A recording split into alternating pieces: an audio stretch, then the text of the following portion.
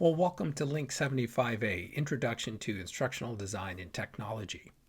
Our first topic, instructional design. What is it that you all are getting yourselves into? Let's talk about it.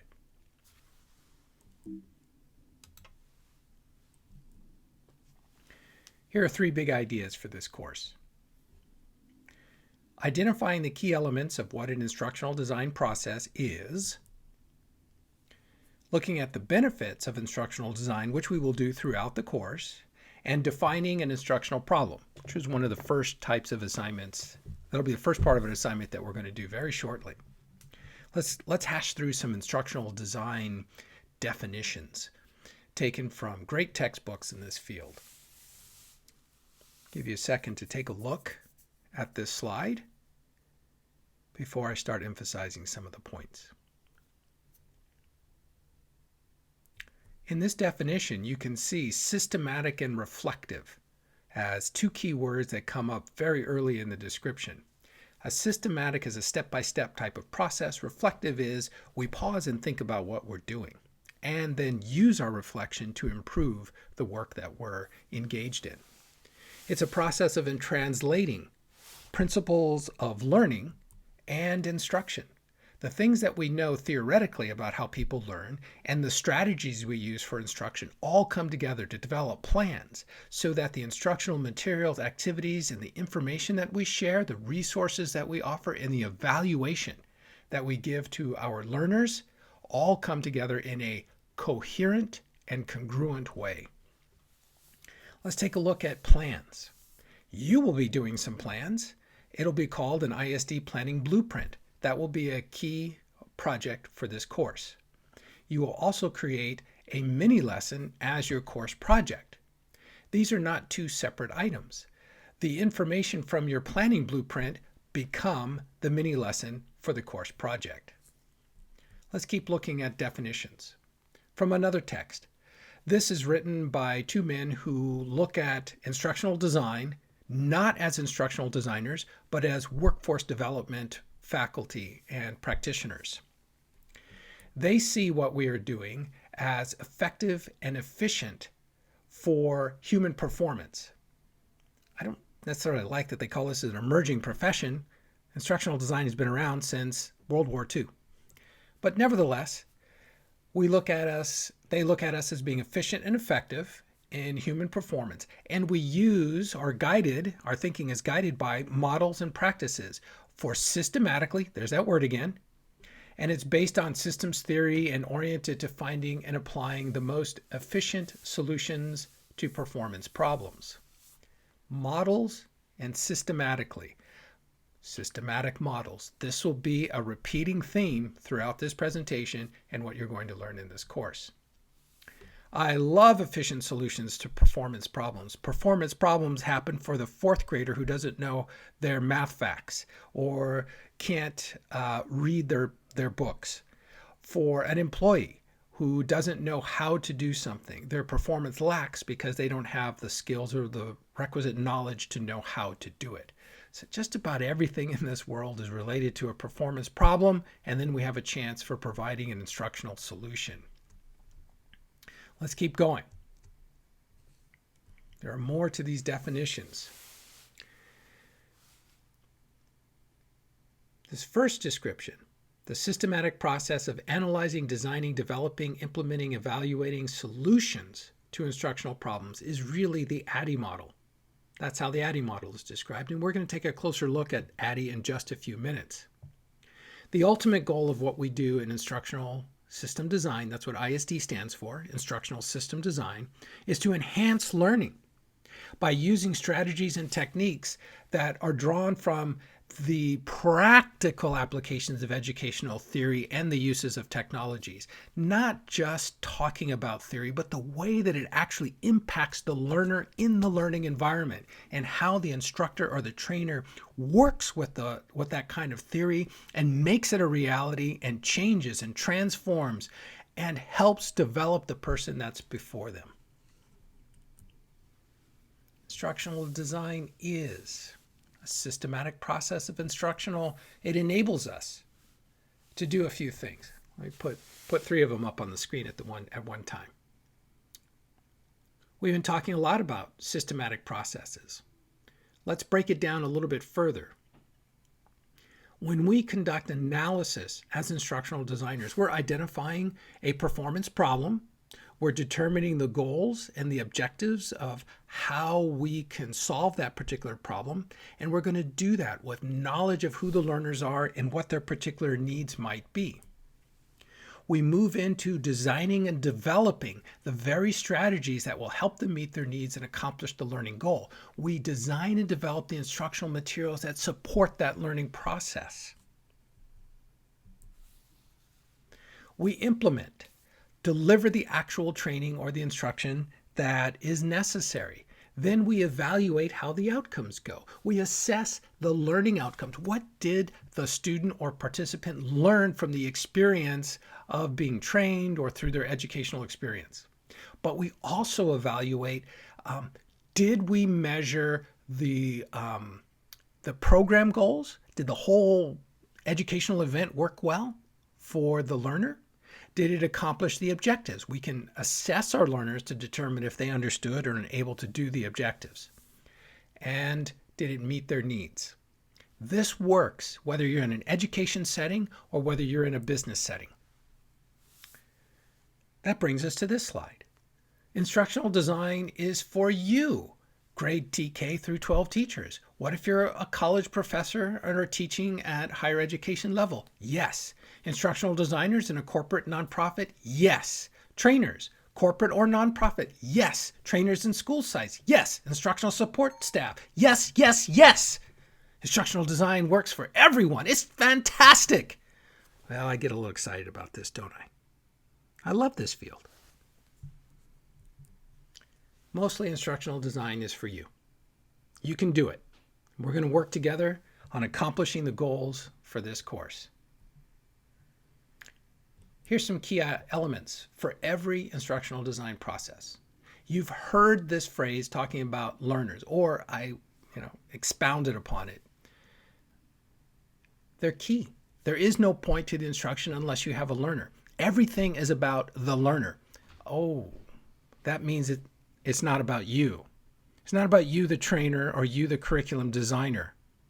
The goal is to get the learner to learn, not to help you master how to get the PowerPoint presentation done or the Google Slides or create cool graphic images or produce instructional materials or video that are fantastic or websites that are gloriously interactive. It means nothing if the learner isn't learning. Learner is at the focus. The learner is at the center. The learner is first. We then take a look at the methodologies that might help that learner master the content that we are trying to deliver to them. We design objectives. How is the learner going to master the specific techniques or strategies? How are they going to gain the knowledge, skills, or experience or attitude that the instruction is trying to bring about? Then we evaluate, how did it all work out in the end? Did it work well for the learner? Did it work well for the program experience? Common themes: learners, methods, objectives, and evaluation. Common to every instructional design process. Now, I'm sure you're wondering, what in the world does this have to do with me in this course? Let's take a look at the objectives for the course. With that background information, the objectives of this course just might make a little bit more sense. There's 9 of them, so there'll be 3 slides of these. Let me hit them. Let's see if I can just take them as a group. I'll talk generally. You read the slides on the screen. We have got 3 foundation topics, this is an introductory course to instructional design. You need to know where this all came from. There are impacts that instructional technology and instructional design and technology have on the learning process. We want to grasp those and learn about those. That'll primarily happen through some readings and discussion. There are principles and theoretical ones, but some of them are very practical processes. Everything is about systematic instructional design, whether it's in business or education settings. You are going to bring your setting with you into this course, and I will try to help shape our instruction to fit what works best for you. We're going to look at models of instructional design. We're going to do that in just a minute or two. I'm going to get through these slides, these next three, and then we're going to hit models of instructional design. It becomes very important. Describes the process for how we go about doing what we do in a systematic way. So some more foundation work. There are some theories of learning that become very important for how you're going to design instruction. Writing the instructional objectives using Bloom's taxonomy and Mager's three-part objectives model. We will be applying instructional design within different learning environments, or I should say you will be, because you will bring your own project environment and project work and what's relevant to you in your work environment, and you'll share it with us so we'll all get to experience that. You're going to write an instructional design plan. I called it a blueprint. For a unit of instruction, I called it a mini lesson. We're going to take a look at best practices for using instructional technologies, which, let me pause right there. By the way, this is a crazy thing. Being a professor in this course about instructional design, not only do I need to teach you about instructional design and technology, oh wait, let me rephrase that. I will be guiding you through the process of instructional design and technology, and yet I still have to demonstrate all of these crazy, fantastic interwoven principles. It's hard, it's challenging, and I'll expect your grace when I mess up. And I hope that I'm able to inspire you to think about how powerful this particular field is. We will create an assessment plan. It'll be small and minor, but you'll get a feel for how do we assess learning outcomes. Let me take a pause. If you need to, stop the recording here, take a break, walk around. I've been talking for over 11 minutes. You might need to stand up. When you come back, we're going to get into ISD models.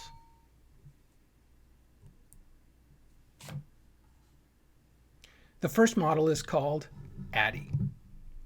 ADDIE simply stands for Analysis, Design, Development, Implementation, and Evaluation. Allison Rossett at the UC San Diego. Fantastic instructional design program. She came up with this phrasing, though there's some argument about who genuinely had done that. But it may be related to first heard of her work. And this is how it goes. Whoop. That reveal happened too early. Let's take a look at analysis. There's going to be some repeating themes here. You've heard me use these words and expressions a couple times up to this point.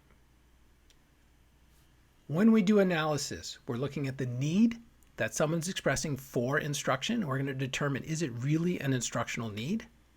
When they express the need, that means there's a gap between a performance or an outcome and what the reality of it is. There's something missing. Someone or something isn't working or performing to the level that is expected. Once we know what that gap is, we start to look at what are all the things that someone has to know or be able to do in order to get that particular job or project, or to know that body of content or knowledge. We will take a closer look. You got to know who your learners are. Remember, learners are at the center. We'll analyze learners. We'll do some simple work to determine what is it that you know about learners. We may or may not get to, no, yes, we will get to technology analysis, because every time you introduce a technological solution, it's up for conversation on whether or not that really is a good solution, good use of technology for that particular instructional need. When we design instruction, we will look at the objectives, just talked about those. We will look at the instructional strategies. How do we deliver the instruction? What kind of sequencing do we use? How do we choose the media that goes with it? Development is the making part. We make stuff. We make the media. We make the instructional tools. We start to build assessment options, assessment tools. We look at how are we going to create the formative analysis of how are we building this, and are we really doing this right? Sometimes we do beta tests. This is part of the development cycle, the doing. We get out of our head of thinking and we get into development. Oh, by the way, this is looking like a hierarchical, sequential kind of a model. Oh, no, it's not. It just has to be written this way because it's the way that we read, and it's a two-dimensional space. We can flow in and out of any one of these phases of ADDIE at any time because it's necessary. You can't just go step by step. It's got to flow. And it's going to flow because your thinking flows, because your creativity starts to take over, and because you begin to think, oh, wait a minute, I just thought of this idea over here in design. Let me build it out and see how it looks. What? You just jumped into development. Then you're in development and you're going, wait, I don't like the way this looks. You flip back over to design and say, let me rewrite this on this side. You know this strategy if you've ever designed instruction for your students or for anyone that you needed to train. Implementation is just the thing of doing what you're supposed to do, deliver the instruction to the audience. Evaluating it, there's a few levels of evaluation. Summative is the ultimate at the end, how did the whole thing go? But there's formative evaluations as well, which is through the process of designing, did we appropriately evaluate how well is our design process going? Did someone take a look at it and review the materials before we got too far into this? The evaluation part happens for two levels. You want to know, did your learners learn? That's one level of evaluation. But you also want to know, how well did my program of instructional design or my instructional event do? So there's, let's call it program evaluation versus learning outcome evaluation. The outcomes of evaluation isn't just so that we can file it away in a cabinet. We're going to use it to revise the materials, the methodologies, or the media. You will have this opportunity working with one another to evaluate, critique, and constructively help your peers develop a better mini lesson. Let's take a look at an instructional design model written by Dick and Carey and compare that to the ADDIE model that we have been using as a foundation. For me, ADDIE is the foundation for all models because it's easy to explain instructional design to the whole world through the concept of what ADDIE is. So here I'm taking the Dick and Carey model and I'm breaking it apart into the five phases of ADDIE. Let's take a closer look at the first combination. Here, Dick and Carey take a different approach. Now you can see that there isn't a single entry point for analysis. Dick and Carey's model was designed more specifically for education environments in which the instructional designer typically knows who the audience is, if they're third graders or eighth graders or they're professionals in the school site. So we take a look at analysis. And this is different ways. Looking at the instructional goals is a starting point, but from there you might break out and do an instructional analysis of what are the instructional steps or resources that are necessary. Here at the bottom, you can see that identifying entry behaviors. That would be, what is the minimum knowledge and skill that the participant has when they walk into the learning environment? And then you begin building instruction from there. And the first part of building the instruction as this process unfolds is writing performance objectives. We're going to learn more about that in week 3. Let's take a look at the middle of the model. You can see we're in the design and development phase, and in the Dick and Carey model, this is when you start building out tests, you start developing instructional strategies, you're making the materials, the videos, and you know what? Look at this revision. See if I can highlight that with this cursor. Right up here. Revise instruction, and then notice that all the arrows from revise instruction start flying back to the other aspects of the design process. It is an iterative design process. It's a looping design process. It's only shown graphically, schematically in a linear fashion because we live in a two-dimensional world when we put things on paper. It's hard to show the increasing flexibility and interoperability of these different phases. So do not be fooled in looking at a linear model thinking it only works linearly. Let's take a look. Wait, what happened? We just skipped over implementation. Remember I said that the Dick and Carey model was designed for education settings? It is assuming that you're going to have a classroom full of students, so the implementation is going to happen. It doesn't try to specify how to implement. So this is not a model that you would use in a business setting where you would then have to craft and structure the environment or the program for learning to happen. That's already taken care of in education. So the Dick and Carey model ignores implementation and goes right to the evaluation part. Here it even specifies designing or conducting a formative evaluation of the resources and materials. And notice that we have 3 arrows from the model processes converging on that particular point. When this is done, and I would say when the implementation occurs, that's when you get into design and conducting the summit. You actually conduct the summative evaluation based on the design that you thought might work well. That is the Dick and Carey model compared to the Addy model. Let's take a look at one more model. Smith and Reagan model. Looks like a vertical version of Dick and Carey, doesn't it? You will see that they have systematic processes. You can see that it's organized. Smith and Reagan looks at the major components of instructional design from analysis, strategy, and evaluation. You can see the details of high-level details. High-level overview of what is going on in each of those phases. Let me give you an Addy model layover. The design and development of the Addy model is what Smith and Reagan call strategy. This is where you develop, or as they say, determine organizational strategies. How are you going to deliver this? How are you going to manage those strategies and the program? And then writing and producing the instruction, producing the video, the websites, and all the instructional materials. In the Smith and Reagan model, they have written a box, and it's called Write Test Items. Well, a lot of what we do in our field has nothing to do with tests.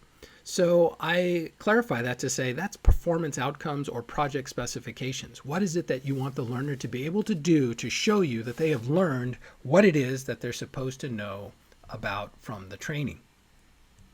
Also, conduct a formative evaluation. That could be a beta test or a SME review. SME is subject matter expert, SME, subject matter expert. Someone who really knows what's going on with this training that you are doing and can give you some feedback without having to be like a student in a real life setting. Smith and Reagan model with a little bit of an overlay on the with Addy to give you to deepen your understanding of how the instructional design models match and fit with Addy and all commonalities of instructional design. If you would like to know more, of course, this slide presentation is available to you. Those are hyperlinks. I just like taking the underlines out. You can connect to more information that I found that might be relevant to you.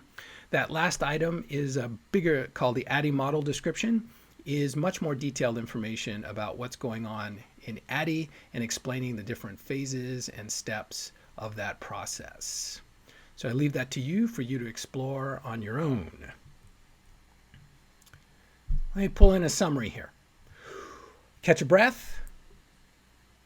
One of the key elements that we learned about is focusing on the 4 elements: learners, methods, objectives, and evaluation.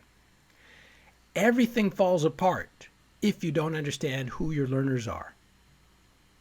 That's critical. We have seen just 3 models of systematic design processes, but there are really lots of them. I bet you and I could come up with another one. And the way to solve instructional problems. That is what instructional design is. The way to solve instructional problems. I am clearly biased in my field. Thank you for hanging out with me.